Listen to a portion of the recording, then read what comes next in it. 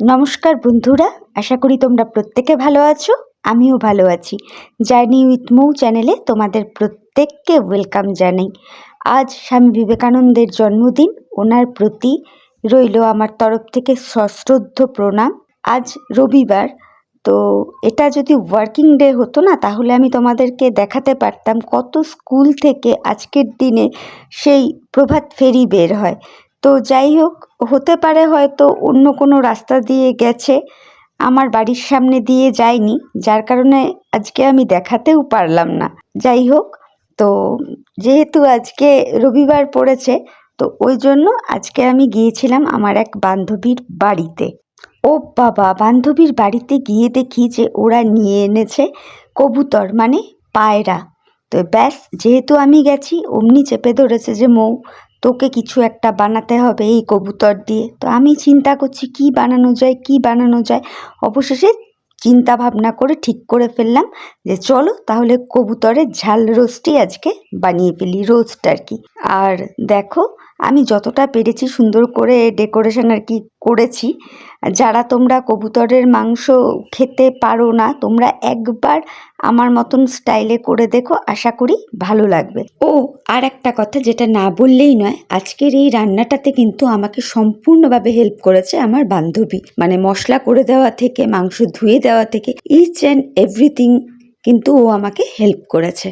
তো চলো প্রসেসে চলে যাই। তো দেখো, আমি এখানে 4খানা কবুতর নিয়েছি।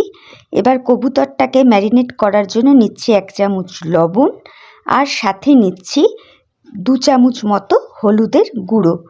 এই হলুদের গুঁড়ো আর লবণটাকে ভালো করে দেখো মিক্সড করে নিচ্ছি, নিয়ে ইন্ডিভিজুয়ালি কবুতরগুলোর গায়ে মাখিয়ে বেশ ভালো করে মাখিয়ে নিয়ে মিনিট 10 জন্য ম্যারিনেশন করে রেখে দেব।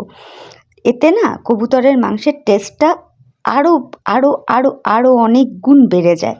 তো দেখো খুব সুন্দর করে মাখিয়ে নিচ্ছি, নিয়ে এবার আমি কড়াইতে তেল দিয়ে দিলাম। আর এইখানটাতে আমি সাদা তেল ইউজ করছি।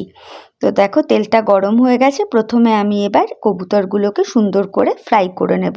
তো যথারীতি 4টা কবুতরই কড়াইতে দিয়ে দিলাম, দিয়ে এবার একটা টোঙের সাহায্যে খুব সুন্দর করে এপিট ওপিট করে ভালো করে লাল লাল করে ভেজে নিচ্ছি। আর যেহেতু এটা কবুতরের রোস্ট হবে, সুতরাং মাংসটাও একটু ভালোভাবে ভেজে নেওয়াটা দরকার। তো দেখো ভাজাটাও হয়ে গেছে। এবার সুন্দর করে একটা পাত্রে আমি 4টা কবুতরই তুলে রেখে দিলাম, এই যে তোমাদের দেখিয়েও দিলাম। এবার ওই তেলের মধ্যেই আমি ফোড়নে দেব এলাচ, আর নিয়েছি কিছু তেজপাতা, আর নিয়েছি কয়েকটা গোলমরিচ, কয়েকটা লবঙ্গ, আর কয়েকটা দারচিনি। ব্যাস, এবার এটাই আমি ফোড়নে দেব। তো ফোড়নে দিয়ে ভালো করে ভেজে নিচ্ছি। খুব সুন্দর যখন একটা সেন্ট বেরিয়েছে, তখন এখানে মিডিয়াম সাইজের 2টো পেঁয়াজ কুচি করে দিয়ে দিয়েছি, দিয়ে ভালো করে নাড়াচ্ছি, আর সামান্য একটু জল দিয়েছি। বারংবারই বলছি, যেহেতু এটা রোস্ট হবে সেই জন্যেই পেঁয়াজের পরিমাণটা একটু বেশি। এরপর আমি আদা বাটা, রসুন বাটা আর জিরা বাটা দিয়ে দিলাম। এটা কিন্তু আমি মিক্সিতেই পেস্ট করে নিয়েছি, ঠিক আছে। তো দেখো দিয়ে ভালো করে কষিয়ে এবার আমি কিছু মশলা অ্যাড করছি। হলুদের গুঁড়ো, জিরার গুঁড়ো, লঙ্কার গুঁড়ো, ধনে গুঁড়ো দিয়ে দিলাম, দিয়ে পরিমাণ মতো লবণ আর সামান্য একটু চিনিও আমি এর মধ্যে অ্যাড করেছি, করে আবার ভালো করে কষছি যতক্ষণ না তেল ছেড়ে ওঠে। তো দেখো মোটামুটি তেল আমার ছেড়ে দিয়েছে। এবার সামান্য পরিমাণ জল এতে আমি অ্যাড করে দিলাম। দেখো কালারটা কেমন হয়েছে তোমরা কমেন্ট করে বলবে। তো এইবার আমি একে একে করে কবুতরগুলোকে বসিয়ে দিলাম, দিয়ে একটুখানি নাড়াচাড়া করে এরপর আমি ঢাকনা চাপা দিয়ে দেব। তাতেই হবে কি, কবুতরটা ভালোভাবে সেদ্ধও হয়ে যাবে আর খেতেও অনেক বেশি ইয়াম্মি লাগবে। তো দেখো ভালো করে আমি নাড়িয়ে চাড়িয়ে নিলাম, নিয়ে আমি ঢাকনা চাপা দিয়ে দিলাম মোটামুটি মিনিট 20 জন্য। আর কবুতরের মাংস এমনিই নরম হয়, বেশিক্ষণ টাইম লাগে না। তো মোটামুটি হয়ে গেছে। এরপরে আমি পরিমাণ মতো জল দিয়ে দিলাম। দেখো এবার এই জলটা টেনে আসলেই আমার রান্না কিন্তু মোটামুটি কমপ্লিট হয়ে যাবে। তো এরপর ঢাকনা চাপা তুলে আমি কিছু কাঁচা লঙ্কা ছড়িয়ে দিলাম জাস্ট ফ্লেভারের জন্য।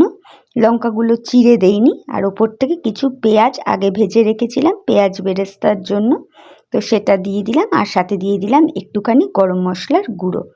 ব্যাস, আর কিছু এখানে করার নেই। তো এটাকে আরও একবার ভালোভাবে নাড়িয়ে চাড়িয়ে কষিয়ে দেখো আরেকটুখানি কষিয়ে নিচ্ছি, নিয়ে আরেকবার ঢাকনা চাপা দিয়ে দিলাম। তো হয়ে গেছে আমার রান্নাটা। এবার আমি প্লেটে সার্ভ করছি, নামিয়ে নিচ্ছি। আস্ত কবুতরের ঝাল রোস্ট দেখো কেমন হয়েছে, তোমরা কিন্তু অবশ্যই বলবে। আর অবশ্যই এই পদ্ধতিতে একবার তোমরা বাড়িতে করে খেয়ে দেখো আর আমাকে কমেন্টে জানিও। আমার আজকের ভিডিওটা দেখে যদি তোমাদের ভালো লাগে তাহলে অবশ্যই আমার চ্যানেলের পাশে থেকো, আর লাইক কমেন্ট শেয়ার আর সাবস্ক্রাইব করেও সাথে থেকো। Tata, bye, love you all.